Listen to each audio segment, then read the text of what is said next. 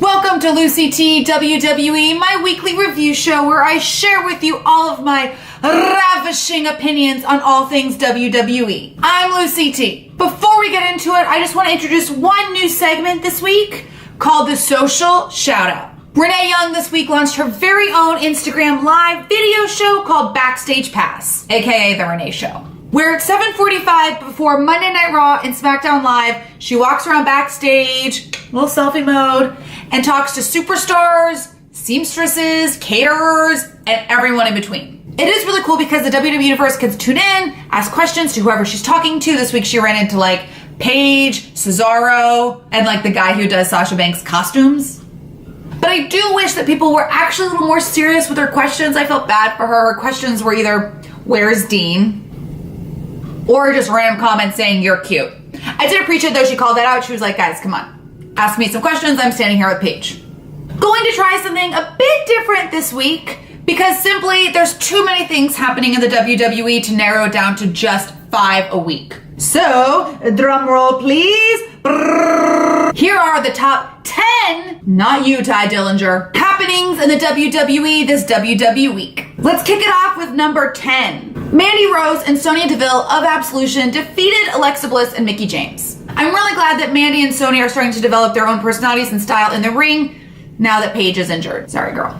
Their celebration of this win was real cute, and I'm looking forward to how this plays out in the Elimination Chamber. I do wish, though, they would figure something out different with Paige as opposed to just being their mouthpiece, because she is so talented. And it's also really unclear, what is her role? Number 9. Where's Rhonda? I'll tell you where Rhonda is. She will be signing her WWE contract at the Elimination Chamber. Check out my interview with Lana and Natalya right here on LucyTWWE to find out what those two superstars have to say to the newcomer. Really looking forward to seeing how Ronda Rousey is on the mic and how we all feel about it. Number 8. So Jason Jordan will be out for neck surgery for nobody knows for how long, and Kurt Angle took it upon himself to yell at the WWE Universe for making fun of his son. Kurt's just jealous because he don't have a neck. I do agree, yes, people should not rejoice when other human beings get injured, but let's face it, at least he won't be boring us for a while.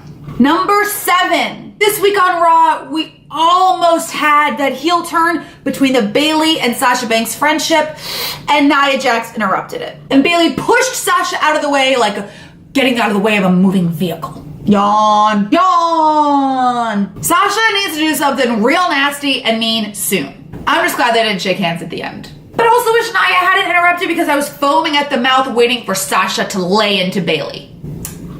Not like that. Get your head out of the gutter. Number 6. So Jinder and his karaoke boy interrupted Randy almost accepting Bobby Roode's US title open challenge.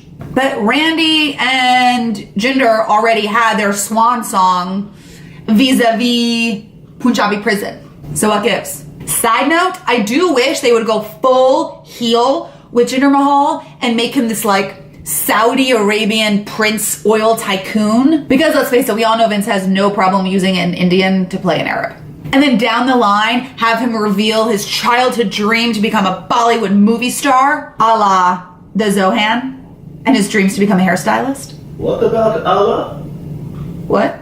Best movie ever. Okay, number 5. Lana and Rusev won this week's Mixed Match Challenge. Lana is the best, Lana number 1. Rusev came out wearing Lana's leotard, and Bayley came out dressed as Elias with a guitar and a bunch of scarves. But honestly, I would rather have seen Elias come out with a big side ponytail acting like a 5-year-old. Lana was grabbing guitars, screaming, I want to win! And she did! She won for the ravishing Rusev Day. And as she pins Bayley for the 3 count and wins the match, you just see Rusev's head peering over like that on the apron. Amazing. Number 4. The Miz and John Cena had an amazing promo opening up Raw this week to determine who will start in the Elimination Chamber. So The Miz was the loser and will be entering the Elimination Chamber first. I don't think he's going to win the Elimination Chamber though, because his baby is due April 6th. Sorry, Miz, don't think Maurice is going to let you go to WrestleMania. I did enjoy, though, that the announcer went, and the loser is The They should do that for every match. Number 3, Dolph is back and is doing more than just Cricket Wireless commercials. I'm actually really excited for him to be back. A bit bummed though, because I was looking forward to seeing how he would come back, and I thought he was kind of going to have a bit of a different personality, spiel, character, music, but he didn't. So he'll be joining the Fatal 5-Way at Fastlane for the WWE Championship with Kevin Owens, Sami Zayn, and Baron Corbin, and of course, AJ Styles, the champion, defending his title. I thought it was strange that Shane McMahon felt the need to add the stipulation that if Kevin Owens or Sami Zayn interfered with either of their matches, they would be disqualified from the Fatal 5-Way. Neither of them did interfere with each other's matches, so the matches with Baron Corbin, who Kevin Owens couldn't even beat on his own, and Dolph Ziggler, incredible match by the way with Sami Zayn, were absolutely pointless, and they could have just added Baron and Dolph to the Fatal 5-Way anyway. Number 2, Seth Rollins and Finn Balor will both be in the Elimination Chamber match after they won the second chance match at the same time. So Raw ended and everybody was like, wait, what? And they're both celebrating in their own corners. And then on Facebook Live later on Monday night, Kurt Angle announced that they will both be in it. Come on, you can't do that. You gotta finish up Raw nice and tight. I didn't know to look on Facebook Live afterwards. Will they share a chamber? Roomies! Surely the WWE will not be reconstructing the structure just to add another one in, right?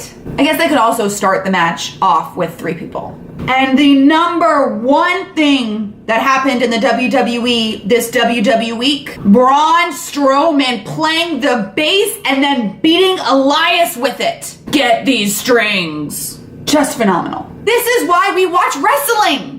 For moments like these. I really, really love where Braun's character is going in the WWE, and frankly, I think we have the Mixed Match Challenge to thank for that. We're seeing that little glimpse of him and Alexa. Also, this was a great and effective pick-me-up for the second hour slump of Raw. I think that they should do something that crazy to wake you up at about 10:15, because sometimes it drags on a little bit. Sign of the week? Okay, fade. It's not even a question of who won this week. Obviously, Raw won this week because my number 1 spot was given to Raw with Braun's bass playing skills. And who knew the man could kind of sing. Thank you so much for tuning in. I hope you like the new format. Please leave any comments below if you like it, if you don't like it, and don't forget to subscribe. You can also follow me on Instagram and Twitter at LucyTWWE for even more updates on upcoming WWE superstar interviews, news, and even some of my Jericho Valentine's Day cards if you're leaving today for the last minute. Happy Valentine's Day!